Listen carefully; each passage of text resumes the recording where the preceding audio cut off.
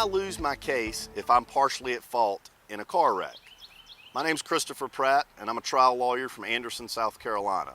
That's a question we get a lot around here at Thomason & Pratt because oftentimes a car wreck is not solely 100% one individual's fault.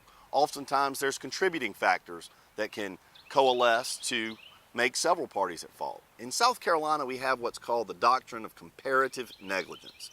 And what that means is if a jury were to determine that two parties were at fault, they would be required to assign a percentage of fault between the parties.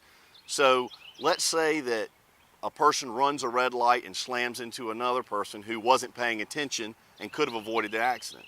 The jury may assign 70% of the fault to the person who ran the red light and 30% of fault to the person who wasn't paying attention. Now what that means is that ultimately, if the person with less than 50% of fault is awarded a verdict, their verdict will be reduced by the percentage that they were found at fault.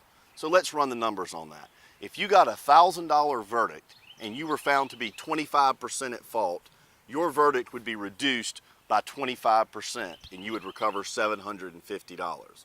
Now, it's important to remember that if a jury finds you 51% at fault, then you can make no recovery. So for example, if a jury gave you a $1,000 verdict yet found you 51% at fault, you would get zero because you were found to be more at fault in the cause of the accident.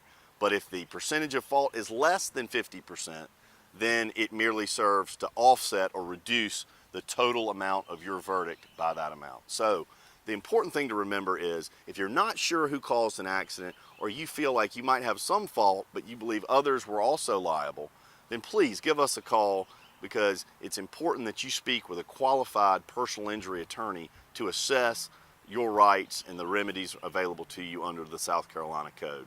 You can reach us at our office always by calling 864-226-7222, or you can reach out to us on the web at tandplegal.com.